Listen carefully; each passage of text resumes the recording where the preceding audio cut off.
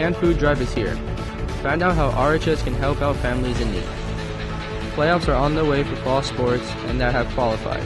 We take a deeper look into them. We revisit with Ms. Seidler's AP Lang class project with the veterans. What happened at the final event? From Eye of the Tiger, this is TIGERCAST News. Broadcasting from Studio 403 in Roseville High School. Good morning and welcome to an all-new TIGERCAST News. I'm Zach Evanson. And I'm Gustavo DiVincenzo. It's that time of the year again. Roseville High School is partnering with the KCRA3 Kids Can and participating in the canned food drive. Dan Gunko has the story. Roseville is collecting canned food to the KCRA3 Kids Canned Food Drive program. Many teachers, such as Darcy Durham, love the fundraiser and believe incentives shouldn't be the reason students donate. I honestly think kids would or should be doing it out of the goodness of their heart and to help other people and understand that not everybody is probably as fortunate as they are. Kids, of course, want extra credit and something for it. So I kind of battle with that a little bit because I think they should be doing it for the good of the cause, not for extra points. Teachers at RHS are motivated to donate the most cans not only for the class prize, but because it's a great cause. The cans donated go to the Salvation Army, who then gives it to many families and other people who... Every can that Roseville students bring in is donated to the Salvation Army, who gives back to families in need every holiday season. Roseville's annual canned food drive will start next Monday and continue through next Friday. All types of canned food will be accepted and double points will be awarded for having specific foods on each day. The class with the most points will participate in a pizza party, and a second place will receive a donut party. Students gathered in the chairs and blankets on the upper fields last Thursday evening for the annual bonfire rally. The rally featured a variety of musical performances by RHS students and a Spartan chant led by the varsity Roseville football team. The rally was a special way for the RHS students to come together before the last league football game against Oakmont. Now over to Maddie Pilgrim with sports. Thanks, Gustavo. This year, Varsity Boys Water Polo is looking to advance far into the playoffs after earning first in the CVC. We go to Jason Russell with the story. Boys Water Polo has had a remarkable season this year, bringing home Roseville's first water polo banner since 2005. We talked to Joe Costa about where the success has come from. It's definitely because we came together as a team more, because some of the teams we faced, like Bella Vista and Ponderosa, were definitely tough for us. So once we came together, we were able to overcome them. This is a new situation for the Tigers because no member of the team has ever been to the playoffs. With no veteran experience in the playoffs, we asked how they plan to tackle the situation. I'd say it's a little bit different because we got a bit more at stake now. We're playing for something a bit bigger than any of our players have ever played for before. So yeah, I'd say it's a bit more intense now. I think it's a little bit different as to where we're not going to do as much swimming at practices, but as more we're going to work on polo as a team. Only time will tell how deep the Tigers are going to go after playoffs. Despite that, no one can take away the fact that they did bring a banner home to Roseville. It feels great. It's been a long time since Roseville's won a water polo banner, and we're not known for winning banners for water polo, so really glad we won. Congratulations to the team for defeating Bear River last Thursday in their first playoff game, and good luck tomorrow at your game versus Benicia at Whitney. The varsity football team has made it to playoffs. We talked to Ben Zenizer to tell us about the struggles from the start of the season and their plans in the playoffs. We knew that the beginning half of our schedule was going to be tougher than the rest, and we just had to keep driving through, and we know we're going to be a good team. We're going to come together in the end to be able to win. No, I think we need to keep going with what we've been doing lately, because we've been winning by a big margin lately, and I feel like our defense is playing really well, and our offense puts up quite a bit of points. I feel like if we just keep that rolling, we'll be good. It'll be a challenge, but everything's been, we just got to keep doing what we've been doing. We'll change a couple things up, but we'll keep going with what we've usually been doing, and we'll come out with a dub. Varsity girls volleyball has had a successful season this year with a 27-11 record. They made it to playoffs, and their first game is tomorrow versus Kimball Tracy. We talked to Ryan Blackwood about how the team will come together to advance further in the postseason.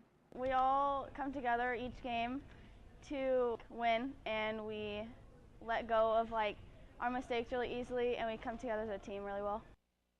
Thank you, Gustavo. The drumline has been performing at multiple competitions in the area. theme performance. This year we picked Tron, and last year we went with like the darker theme. But this year we want to brighten up and have some fun with it, so we went with Tron, and it's just, we're going to have neon lights, and it's just going to be. Last week, Mrs. Seidler's AP Lang students met with the veterans from the Roseville Rotary Club. In their last meeting on October 21st, they interviewed veterans from the Roseville Rotary Club about their lives and military service in our library. Between then and October 29th, students and Mrs. Seidler's AP Lang class wrote biographical essays about their lives. The most important part, I think, is the reflection. The reflections, as I read through them, were more on life skills as well as what it means to be a person of military service. Last Wednesday, they met again with the veterans, this time in the Tiger Cafe, for a sit-down lunch catered by the Tiger Cafe's chefs. At the lunch, the students presented their essays to the veterans and socialized with them. During this time, they were able to read some of their reflections, what they researched about the war, the time frame that the veteran was of service. The project allowed the veterans and students to connect and share life stories with each other and gave the students valuable life lessons. You know, I hope they learn that, you know, everybody's in high school right now, and they got the whole world in front of them. And I hope we opened up the world a little bit more so they see a little bit more of what they will expect as they grow older. I was predicting that we might be like kind of just like monotonous sort of just back and forth answer call sort of thing, but it went really smoothly and was very organic. Although this is the first year this project has happened, Mrs. Seidler is satisfied with the outcome and she hopes to make it an annual project for all AP Lang classes. I hope so. That is the intent, right? That they'll learn a little bit about the veterans that live here in Roseville, and that they'll take this information and apply it to their everyday lives, not only in a school setting, but also in a work setting or even with their own peers. I would love to see this become an annual event. I agree. It seems really beneficial for students here. Art colleges within California have been visiting Roseville High School to talk with the art students about college choices. Claire McKeague has the story. This year, art students have been visited by representatives from several art colleges that have talked to them about their futures in the art industry. I think it's very helpful for students to know their options, and a lot of times, especially in more remote areas, students won't even know what their options are until, you know, we come to town. So the different majors that we offer, but also different careers that you could go into if you studied those majors, just to kind of give them a realistic idea of taking something that they love and putting it into a career and something that, you know, could be a lifelong career. Art students have said overall they benefited from these visits and are interested in pursuing art education after high school. We've gotten Art Institute, and then we've also gotten Academy of Arts in the time that I've been in the class. They've definitely gotten me to think about my college choices because I want to go somewhere where it's very student friendly, but it also has the perfect classes that I want to take for what I want to do when I'm older. Okay, so I want to pursue art, but it seems like some of the colleges would be too hard to get into, but then they give you all of these exit options and all of these options that you can take to get into different schools, or you can switch from different schools, and you can go into like programs before you're even in college, and it's really kind of cool.